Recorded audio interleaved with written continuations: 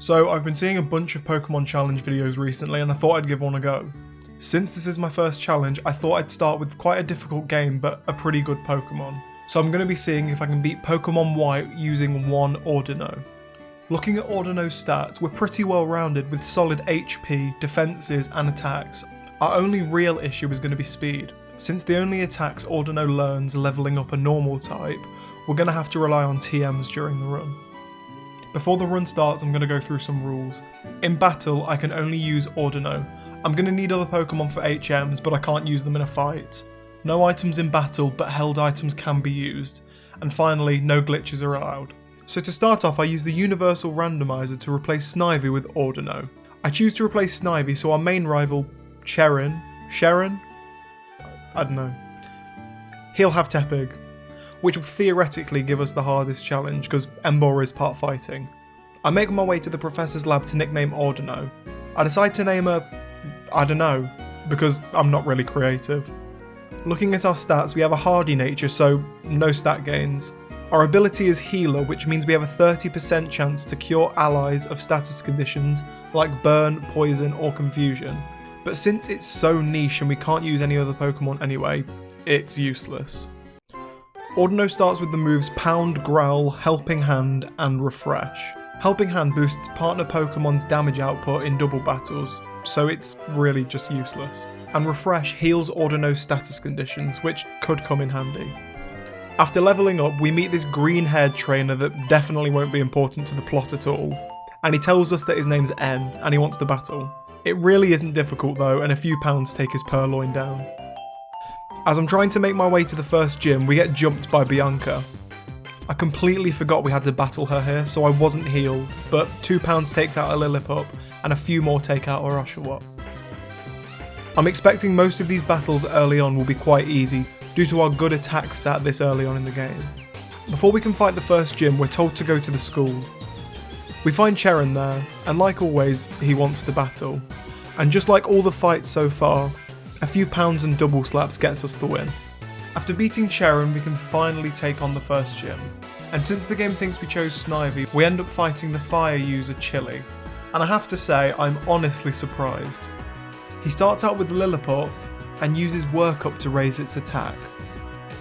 This Lillipup's bite, which is at the same level as us, and is at +1, deals 8 damage to Audino. Honestly, Audino is so bulky, I wouldn't be surprised if we could sweep the whole game. And in the end, 2 more double slaps take Lillipup down.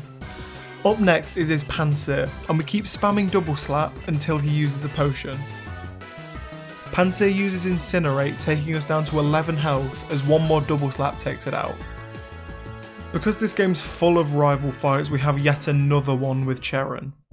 He sends out his Tepig, and since double slap's really OP this early on, we hit one which lands 5 times and almost takes it out. After that we use £1 and it goes down. The same goes for his Purloin. We double slap and pound and we win the battle. We make our way to Nakarine City. Nakarine? I don't know. This is just a quick side note. It took me 5 minutes to try and figure out the name of the city, and I couldn't. I just don't know what it's called. The city where the second gym is, and honestly this is one of the hardest gyms. But before we can take it on, we get stopped by N, and he challenges us to yet again another battle. And this time we actually lose, because his Timber boosts his critical hit chance with focus energy and takes us down with 2 low kicks. We try again and it goes so much better. Pidove easily goes down with £2. He sends out his Timber and decides to use Leer and focus energy instead of attacking us. So since we outspeed him, our third pound takes him out before he can even land a hit on us. Up last is his Timpole, which is actually a part of a really cool evolutionary line, and Seismitoad is actually one of my favourite Unovan Pokemon. He only uses Growl, so 2 of our pounds can take him out. Moving on to the gym.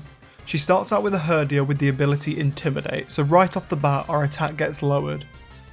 Since both of Lenora's Pokemon are female, my plan is to use Attract so our Pokemon have a 50% chance to be immobilised and unable to attack us. I then keep using Secret Power. This is a move that has a different effect depending on the location. Since we're in a building, we have a 30% chance to paralyse the opponent. We end up paralysing the Herdia, and after she uses a super potion, we take it out in a few more hits. Second out is her Watchog. But before we can use Attract, it hits us with a Retaliate. If you don't know how Retaliate works, it's a base 70 normal move that doubles in power if a Pokemon from the user's party has fainted during the previous turn. With that in mind, there is no way we can survive that type of hit at this level. I thought I had a really good strategy planned. If I use the move Entrainment, I can copy the Herdia's ability to reduce the attack of the Watchog. But when I tried it, I found out that it gives your ability to the opponent's Pokemon. So I'm just going to have to level up and brute force the Watchog and hope my defences are high enough. On our third attempt, we attract Herdia and go at it with Secret Power. She uses her only super potion to heal it to full health as 3 more secret powers are able to take it out. Next is her dreaded Watchog, and like always she goes for Retaliate, but only doing about half of our health. We use Attract and Secret Power actually gets the paralysis off on her. Since we're now faster due to the paralysis, we use Secret Power again, almost taking it to red health, as it somehow breaks through the 80% chance not to attack, bringing us down to 15 health. In the end, 1 more Secret Power gets us the win and allows us to move on.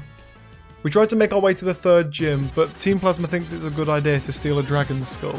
Isn't their whole goal to like free Pokemon? I've got no clue how this will help.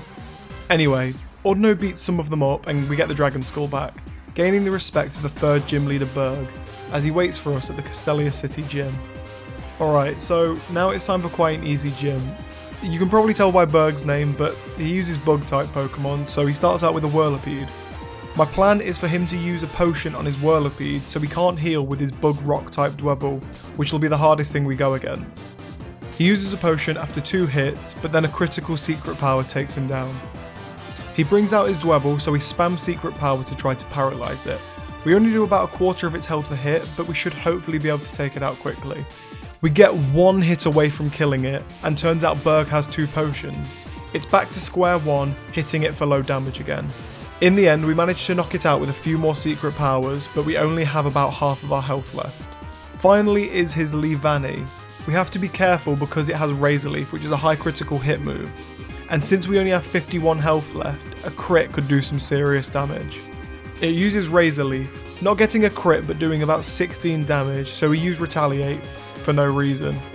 Secret Power would have done the same amount, but we could have paralysed it. Leavanny uses another Razor Leaf as we Secret Power and manage to paralyse it. Since we're now faster due to the paralysis, 1 more hit lets us take it down and earn us the 3rd gym badge. We meet up with Bianca and have another rival fight.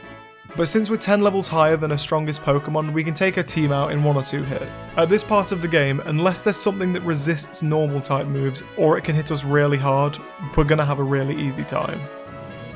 Like I just said, fights really aren't difficult at this point, so you can expect that we took out Sharon's team in 1 hit each. Honestly, most of the damage done to us that fight was the recoil we took from Takedown. We're finally at Nimbasa City, so we can fight the electric gym leader, Elisa. Usually this is a really difficult fight, but I'm sure we'll be fine. She starts out with an Emolga that uses Volt Switch to bring out a second Emolga. I have no clue why. But we use Return to take it out in 1 hit. We get paralysed by its static, but since we're slower than a whole team anyway, it shouldn't really be an issue. She brings out her first Emolga again to just use another Volt Switch, essentially giving us a free hit on the Pokemon she sends out. Out comes her Zeb Striker, but I'm assuming we're at max friendship since 1 return takes it out in 1 hit.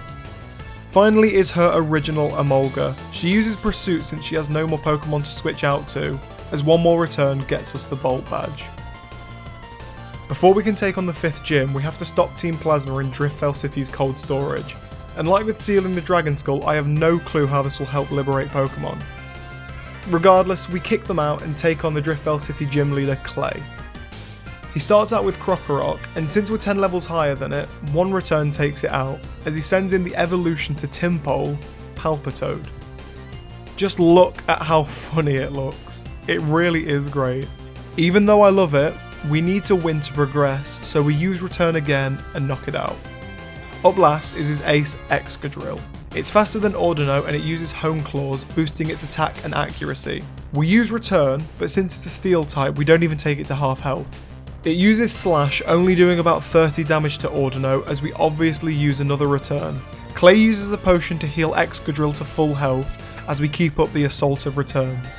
He uses Rock Slide and another Slash, taking us down to 50 health as 2 of our returns get us the win. Just like every gym battle so far, we have to have another rival fight, but this time it's against Bianca. Her Herdia has Intimidate, so we're going to do less damage. Our return does a lot, and a takedown recoil brings her to potion range. We use Secret Power so she won't heal again, and then one more to take it out. Next up is her Dewott. We use Return as it goes for Revenge, taking us down to about half health. I go for Secret Power again to do less damage, and like with Herdia, I use one more and it's down. Her Panzer gets destroyed with one takedown, and Musharna gives us a bit of trouble, but we take it down in a few hits. Surprise surprise, we have another rival fight. This time it's N in Chargestone Cave, and he starts off with a Boldor. Even though it's a rock type and has quite high defences, a few returns knocks it out. Second is Joltik, but since it's a weak bug type, one return takes it out. He brings out a Ferroseed, and like Boldor, it resists our attacks, so we have to hit it a few times to move on. Finally is Clink. It takes us down to 50 health before we beat N. Time for Gym 6, and it's Flying type, so we teach Audino Charge Beam and sweep through it with little issue. We need to fight Cheran to get the HM for Surf. We'll need this to get a few items and TMs for later on in the run. Using Surf, we pick up the TM for Toxic and the Silk Scarf. We get Protect from the Professor. We also pick up Dig in the Desert and Rest in Castelia City. After getting what we need, I go to the Ice Gym. And to be honest, I'm so confident I don't heal, so Audino only has 9 power points on return. We only use 1 though because our weaker moves were more than enough to take his team down. So after we beat the gym, we're called to Nakareen City? I still don't know. To receive a stone that I'm sure won't help us at all and won't be necessary. But what is necessary is that on our way there, I pick up the Plume Fossil. I name our new Archon Subscribe, because if you've made it this far in the video and enjoyed, subscribing would be greatly appreciated. We've only got 1 gym left, and like most so far, it was an absolute cakewalk. First is Fracture, and 1 return takes it out. Second is her Drudagon. We use Shadow Ball and Secret Power so we have access to Last Resort, a base 140 move to guarantee we can beat her Haxorus. And like predicted, 1 Last Resort takes it down, getting us the gym badge and access to Victory Road. We have our final rival fight with Cheran, but it's so easy I'm not going to bother going into it. We finally make it to the Elite Four, and I'll give it my best go at level 65. I give Audino a completely new moveset except for Return, because there is no way I'll be able to win with Brute Force. Since in Gen 5 you can choose which order to battle the Elite Four in, I decide to go with the hardest one, the fighting type user, Marshall. He starts out with a throw that goes down in 2 returns, but out next is his Conkeldurr. We poison it, but only one of its hammer arms takes us down to 71 health. Unless he misses an attack, there is no way we can win at this level. I use Protect and Rest to try to let the Toxic build up, but it takes us out before too long. We're gonna need to grind for this. I know that everyone that makes a video on Gen 5 talks about this, but the grinding is just so horrible. I don't even get 1 level before I have to heal, so this is going to take forever. We try again with Audino at level 70, but I've replaced Rest with Reflect to reduce the damage of physical hits, and I give her a Citrus Berry to heal when her health is low. I use Reflect on Throw so we can take more hits from Conkeldurr, and we take it out in 1 return.